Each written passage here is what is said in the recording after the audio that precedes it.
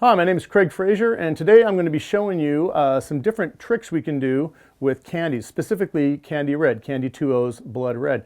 Now, in other videos, you may have seen me changing the color and the value shades of candies using different numbers of layers. There's also ways you can do it by adding other candies. One of the big questions we get all the time is, oh, are you going to do a new color here? Or are you going to add a darker color here? Or, I love that color, but it could be a little bit twisted.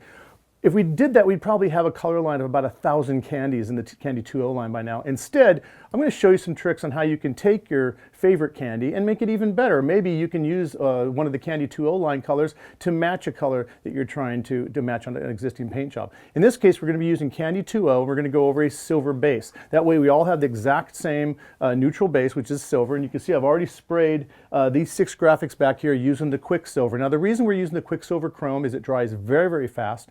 It's not extra sparkly, it's not grainy, it's very smooth, it adheres very well to the surface, and paints love adhering to it. Candy 2O loves Quicksilver Chrome. So we're going to start out with our base Candy Red, which is the Candy Blood Red by Candy 2O, and we also mixed it appropriately. When I say appropriately, we mix the Candy 2O right out of the bottle, 50-50 with 40-30, and then we add about 10% of the 40-12 to it. You can always custom tailor the amount of reducer. You can even custom tailor the amount of 40-30, but we recommend 50-50, especially with full-size spray guns. With airbrushes, you can go down, but I would never spray it with less than 30%. It's a good stabilizer for the candy.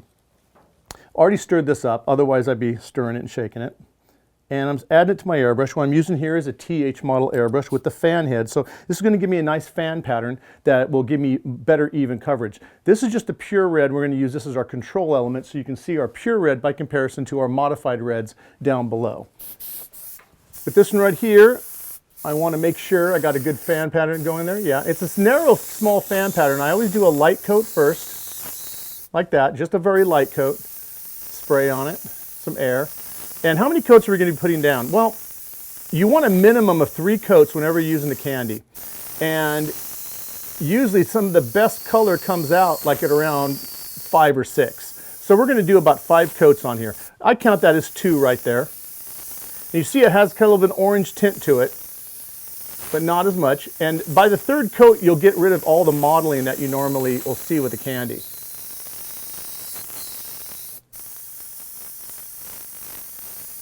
I'm doing about a 3/4 overlap on this. I'm also curving. I'm not doing straight across. I'm just kind of following this curve. And I'm just blowing air on it. You don't want to stack your candy when it's wet, because if you do that, you're going to trap in a lot of solid, a lot of the water that's inside there.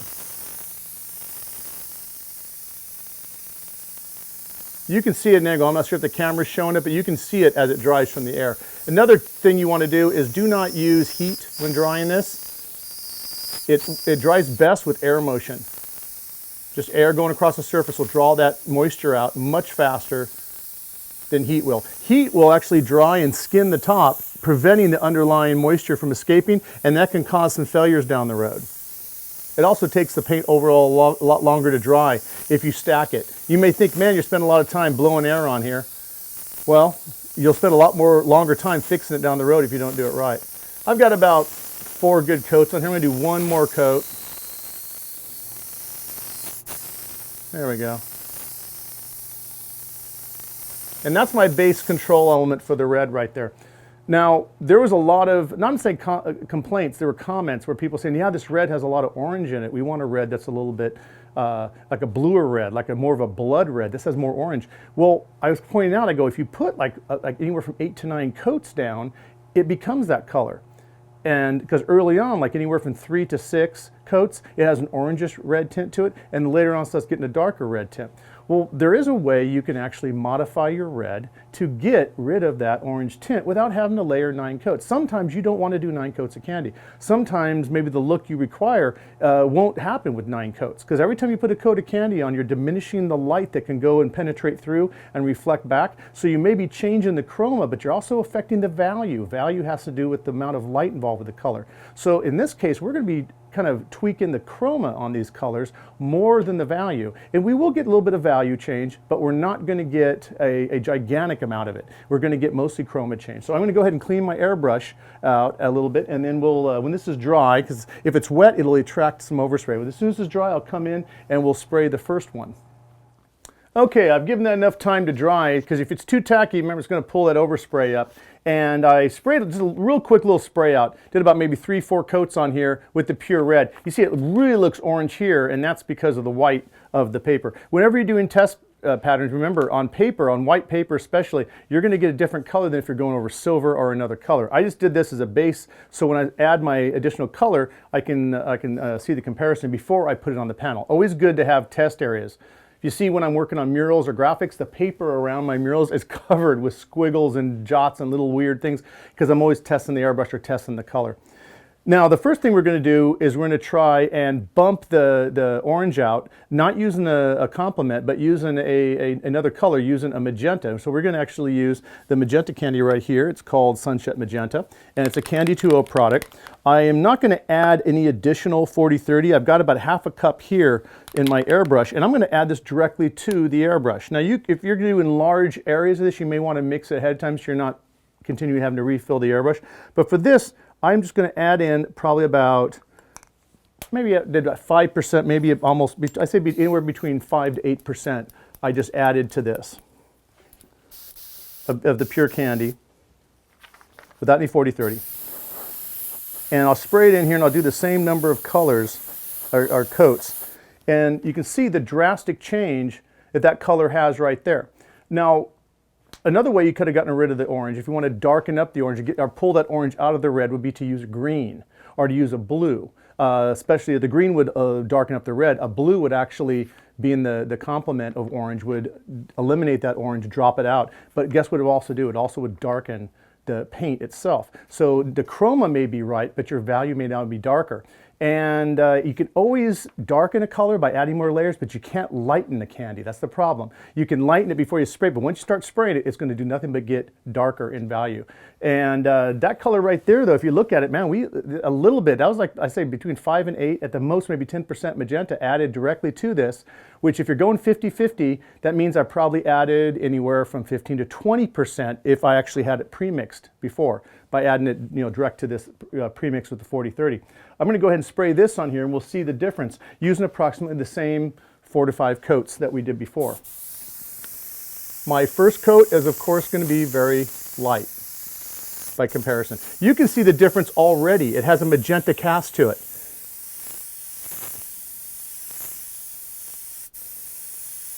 As we continue to spray it, though, that magenta will fall back a bit. I'm just spraying air right now to dry it, and it starts becoming more red, but you notice it's not an orange red.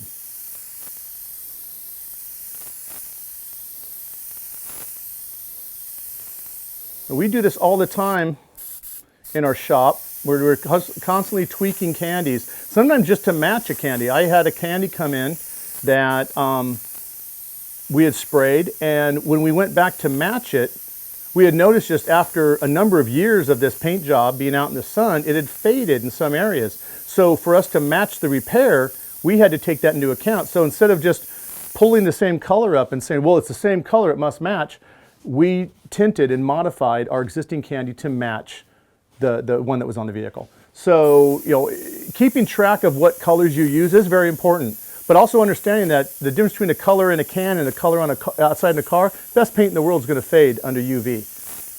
I can step back and look at it. This looks significantly darker, and I've only really done about 4 coats. I'm going to do one more coat on here. So we've got a color now that is much deeper red. This almost, if you look at it, it has a European red look to it. Very dark, very deep. Looks like it almost has some blue in it. It doesn't.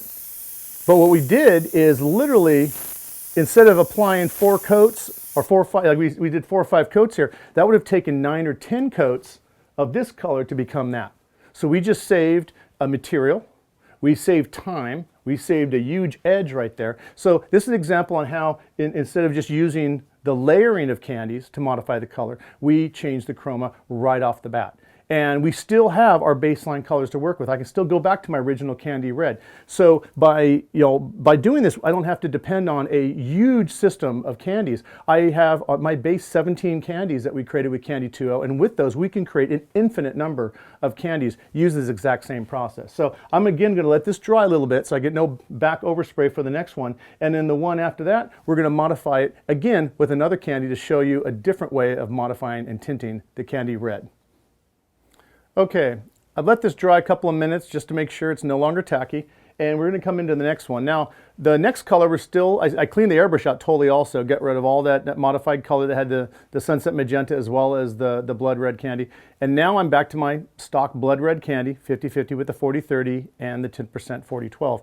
We're going to modify this one though with the blue. Now what we're going on this respect is that if there's too much orange in it, the way to kill orange is to use the complement, which is blue. There are three complementary systems in color theory that cancel each other out. And I always tell people the best way to remember them is Broncos, Lakers, and Christmas. You have red, green, Christmas. You have blue, orange, Broncos, and of course, violet or purple, yellow, Lakers. Those are the complementary colors that cancel each other out. So if you see something that has yellow in it, if you've got a candy or let's say you're spraying a white and there's a yellow in that white, the way you get rid of it? If you clear coat it, put a little bit of violet candy in the clear, eliminates that yellow cast. Same way if you've got a blue cast in something, what would you get rid of? Add a little bit of orange candy and you can kill that blue cast. Well, instead of just layering and killing it, you can also add the color to it and kill it. So we're going to go and kill that orange that's in our red with some blue. Now, this is the part you got to watch out for, because if you use too much of this, you're going to really darken this candy up fast. And it can also add muddiness to it. So we're not going to go with the same, possibly 8 or 10% candy reduction. I'm going to go even less. I'm going to probably try like maybe 2 or 3%. Just really add a small amount of the blue, shake it up, and do a little test spray on my paper to see what that is. Because with the magenta is not a complementary to red, so it's a secondary color with it. And so you can add a lot more and get away with it. With the blue, we're really going to be drastically changing the chroma, and I don't want to do that. I just want to eliminate that orange. So I'm going to go ahead with my 50-50 of, I got literally 50% of my airbrush full of that candy blood red, and I'm just going to add a little bit of the Carib blue. Now there's a couple of different blues. This Carib blue is a little bit on the greenish blue side, and because of that, we're really going after it double. We're using the green to knock back the red as a complement. We're using the blue to knock back the orange. Let's see what that does. This might be a little bit too much. Nicely, if it is too much, I can always come back in with my pure red candy mix I've got separate in a cup over here and add more to it. We call this cocktailing. Do it a whole lot when you're experimenting, especially in custom painting. Spray a little out there, and let's see how this sprays. Now, first thing you notice, you're like, man, that's brown, or that's really, really deep maroon. I always keep track when I'm doing stuff. That's way darker than I want it. I mean, like twice or 3 times darker than I want it. It's not a waste. I'm going to make a mental note of that. If I ever need brown, I know exactly how to make it with candy apple red. I add a little bit of Carib blue, and I've got a really cool, if you ever look at that, it's like a reddish brown, like a shoe type brown. And that's actually a really nice brown. So that's a way of realizing right then, okay, make a little note to yourself on that. But in this case, a little bit darker than I want. This is not going to go for a brown candy here. So what I'm going to do is I'm going to add more red. I'm going to actually add a lot more. What I just reduced down to is I probably doubled up my red, which means by comparison to the mixing ratio of adding like the 3 or 4% I put in there just now of this, or a little bit less, it's probably less than 1%. You might actually discover that for every airbrush cup, 1 drop might be all you need to darken something up. It really just depends.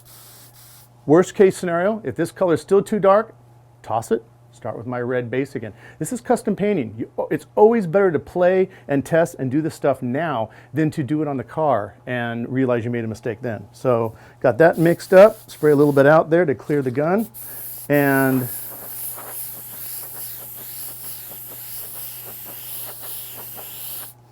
right there we've got, I want a little bit more red than that. So I realized that honestly, I probably shouldn't have been even considering percentages when I added that Carib blue. I should have been thinking of drops of like a few drops of it. This is still not a bad color. That's a red oxide. Matter of fact, that color right there I would use to create a rust stain on something. So you can see how just literally adding, and making a mistake here, there's no mistakes. This is all information you can use later on. But spraying this right now for a color up here would definitely be a mistake. So I'm going to go ahead and empty out this real quick and start again, but this time I'm going to start out with my half red and go with just a drop of Cree blue. It's always better to start out slow and then add more as you go along. That way you don't have to empty the airbrush out. But this is a great learning experience here because we all of a sudden realize how not just the color, but there's a possibility that you're going to find that some candies dominate other candies more than you think they would. Usually red's pretty dang strong. This Carib, a little stronger than it looks. So let me clean this out. We'll go back and we'll try it with just a little bit of the Carib. Okay, clean the airbrush out real good. I want to be able to start with my good zero control color, which is the mixed candy apple. It's not candy apple red because it's not over gold, sorry. The mixed blood red candy. And I got my Carib blue. I am not going to squirt anything in here. I'm actually going to do literally 1 drop, 2 drops. Now that seems like hardly any. Well, I discovered the hard way that probably might be just what we need right there. Literally 2 drops to half a cup of this. I believe this is 1 ounce of paint in this airbrush. So let's see what that looks like. Let me make sure it's shaken up and cleared out. And we'll spray this on here.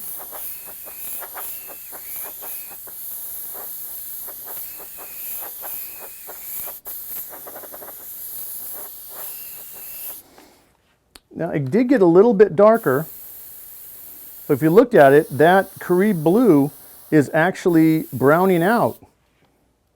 It's still browning it out. It's still looking a little bit more like a real reddish brown. But that's actually acceptable. I'm going to go ahead and use that up here. And it didn't eliminate the orange like I thought it would. What it ended up doing, it ended up shifting it over to a brown spectrum. So I think what happened is that the blue itself is greener. It affected the red by knocking the red back more than it affected the orange. So I'm going to go ahead and spray it anyway because this is a viable color right here. It still is red, very lightly first.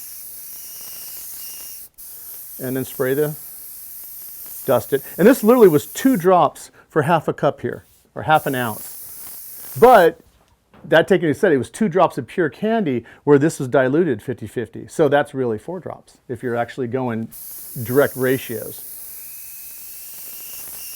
If you start getting confused, write your stuff down. I used to always write formulas down all the time, and because it gets really easy to start getting confused on it, but it's really simplistic. I always try and keep things at 50-50 or very simple numbers because the more complicated your color is, the more difficult it will be for you to reproduce it in the future. Spray some more air on it. I got 2 more coats to equal the one on the top. I mean, equal all of them so far with like the 5 coats.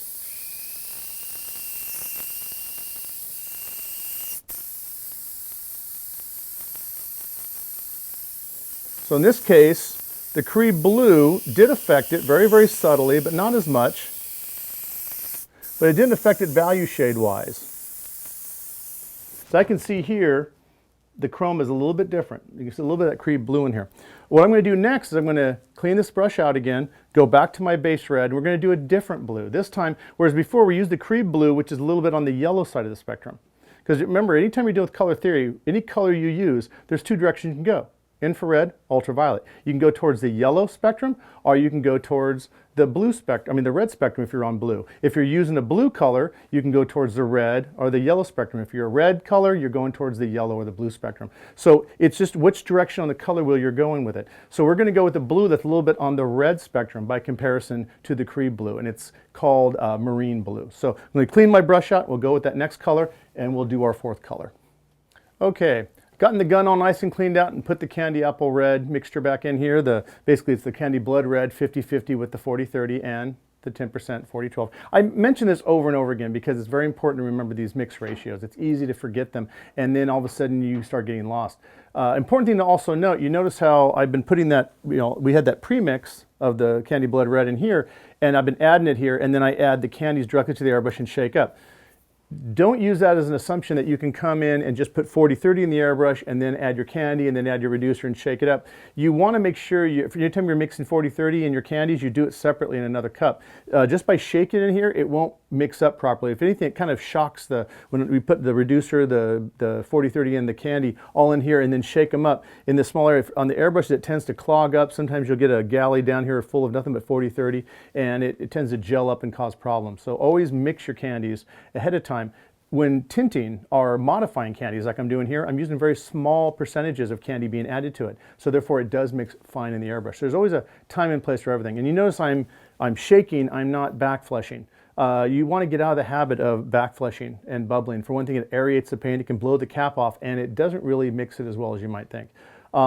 That's another reason why I also do a little spray out on the bottom to clear out the 1 or 2 seconds of paint that are not mixed up down in here. So that being said, I, with my Candy Blood Red mixture, made another test page, and we will go now to Marine Blue. This is a reddish, more of a reddish blue. It's also a darker blue, and I am going to learn from my previous lesson by only adding a few drops of this to the mixture. I'm going to add 1, 2, oh, I'm going to get radical, oh, 3.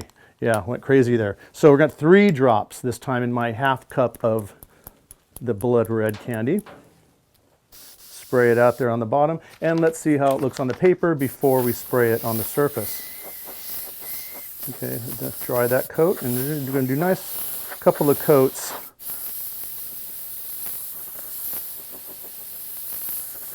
Dry them. If you spray them wet, it's going to give you an unclear result. You want to make sure these coats are dry before you put the next one on top.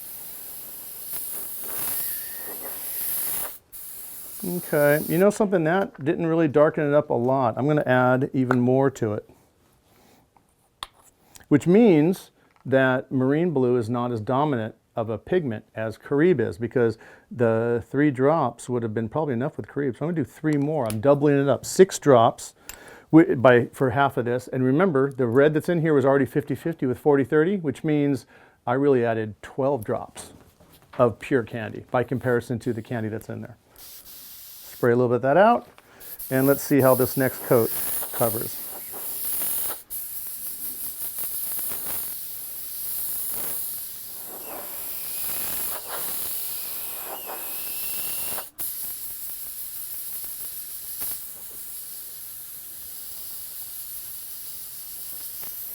Now, it's very wet, but it seems like we're still going with almost like that. It's still browning out. It's not really darkening the red and eliminating the orange like we thought it might. And that's fine. It's a little bit of a darker shade than the previous one, so I'm still going to use this color. But it also teaches me a lesson with Candy Apple Red. If I really want to punch out and get rid of that orange and not go brown with my red, yeah, that magenta is about the best use of it. Using that Sunset Magenta mixed with the Candy Apple Red worked out perfect. So I'm still going to use this color because it's a little bit of a different shade of red. And we'll come in and very lightly do the light base coat on here and spray dry it, or you can call it a tack coat. As I mentioned before, the first few coats of any candy you put down will always appear blotchy by comparison to the final coats. That's the reason we always say make sure you put no fewer than 3 coats of candy on anything. Anything less than that, unless you're doing like a mural and you're airbrushing a mural, which is different. Had a little bit of a clog there, that's why I cleared it by airbrush real quick. And make sure that's dry and put another coat on.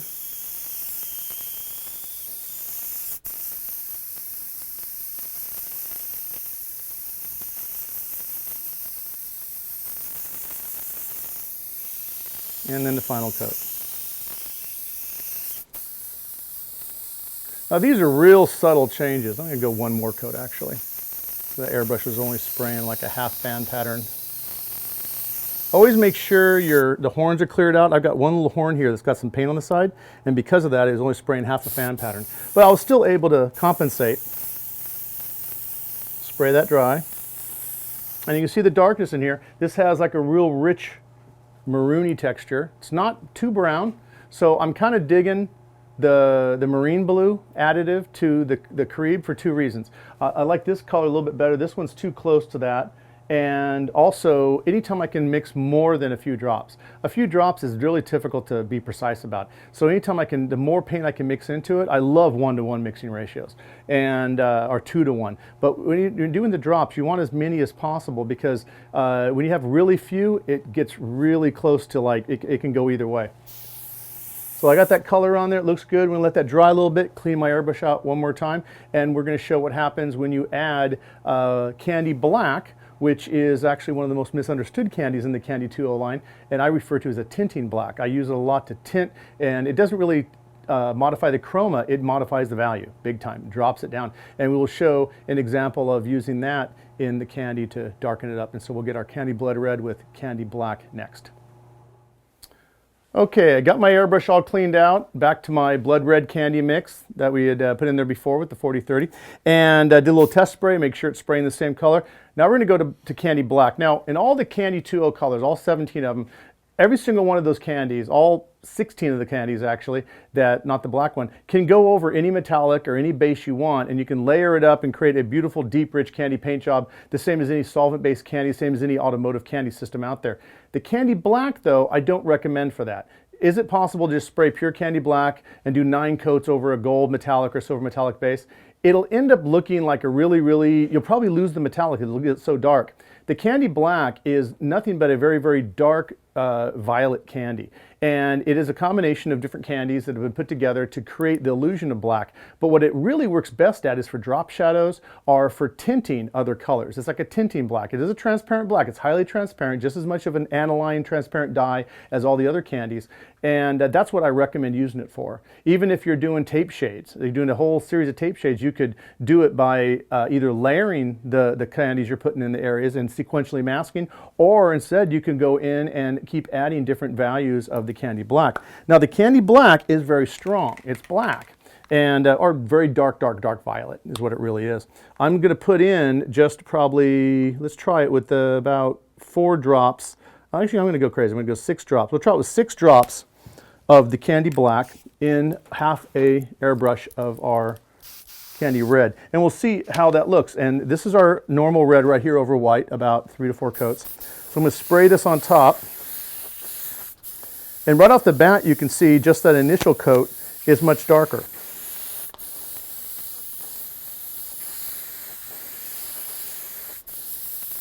See, it's kind of close to these, except it's not chroma-wise. It's got a violet in it, so it's not like if you just added black base coat to this, that you'd actually would kill the candy almost instantly. Not to mention you'd lose all your depth, because anytime you add an opaque, you just add a few drops of an opaque to a candy, the candy is no longer a transparent candy. It's a semi-translucent color that will sealing out and create overspray. The great thing about candy is when you're spraying, especially airbrushing, you get very little overspray that you can see. All paint oversprays, but people always say, yeah, candy doesn't overspray.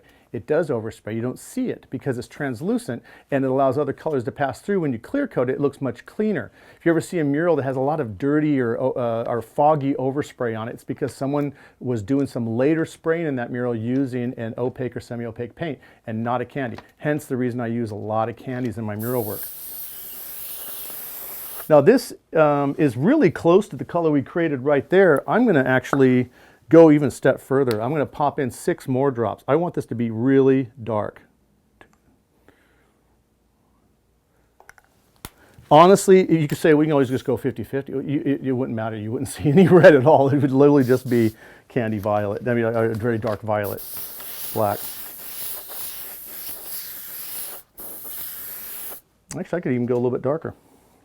I want this to be really dark. I also have to take into account that as I'm spraying, I'm diminishing the supply of my red candy, so the ratio is changing also. So what I've done now is I add just 4 more drops of that.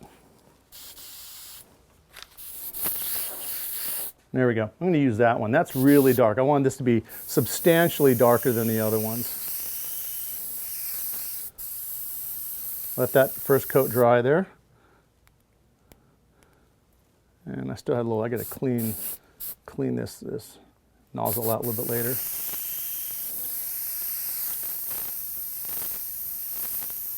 Spray air on it. Get nice and dry before coming in with the next coat.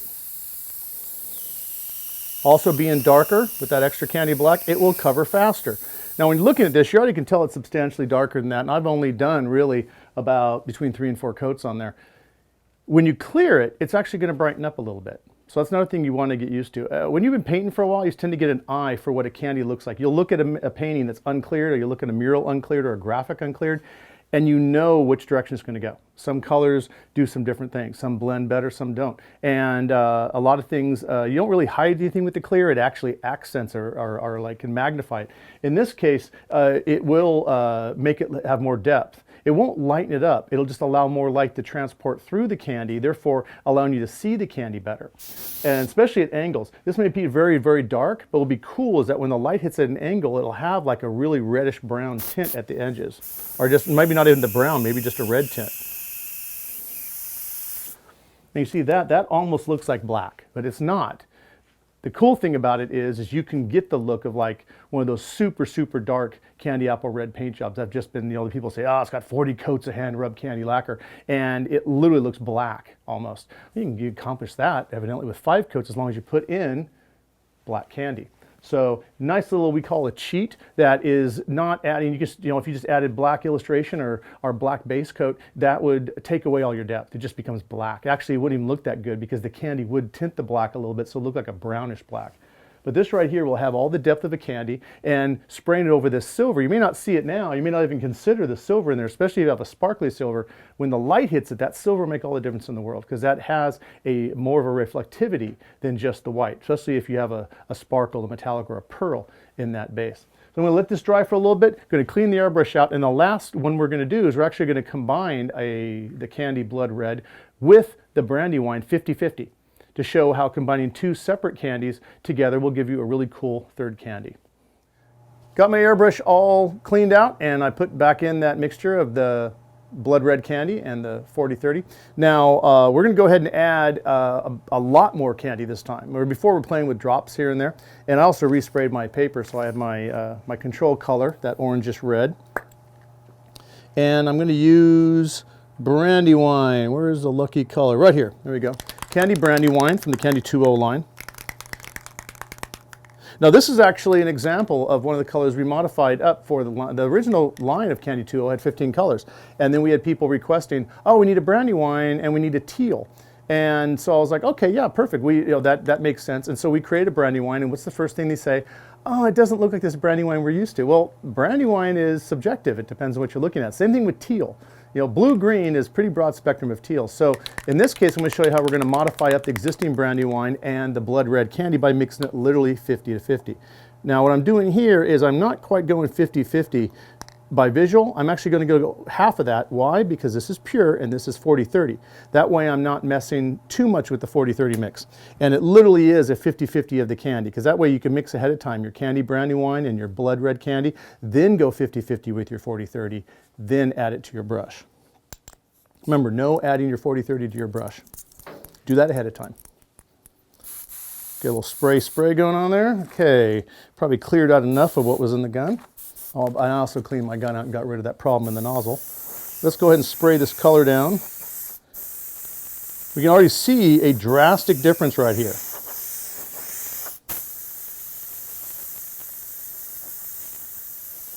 It's really almost like a really cool dark maroony color, but this will give you a really, it popped the Brandywine really, really dark. So I'm kind of digging that. And let's go back to our panel right here. Light coat.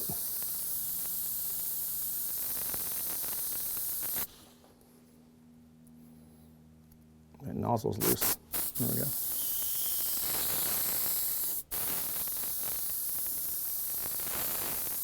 And spray with air.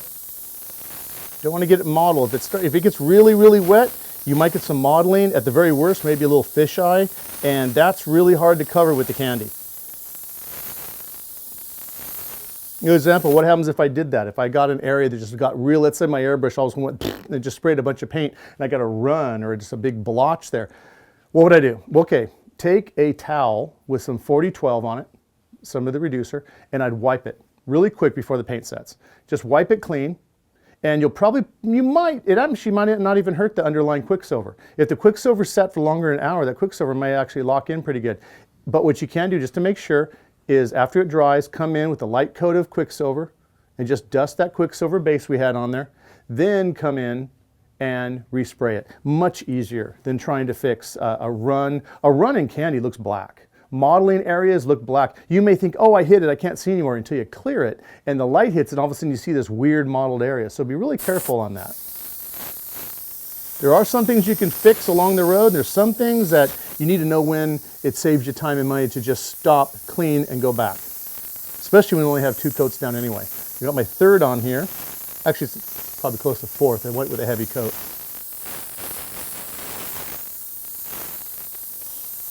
And another one. There we go. Now at an angle, I can really see the red popping in here. And this is kind of cool. The Brandywine is darkened it up quite a bit. And it looks like here, this what's deceiving is this is a white background. You look at this, you're like, man, that's really, really brownish color like the other ones. No, the other ones in here are really orangey brown. If you look at that inside there, this one's more of a reddish brown, and it's not even that brown. When you come over that silver and the light's hitting it, those browns go away. And what you're looking at is a really, really deep, almost like a Merlot, like Brandywine. So we got a deeper Brandywine. We could probably call this, if you did this custom color and it's candy blood red mixed with Brandywine, you can call this a Merlot or something, or a Burgundy.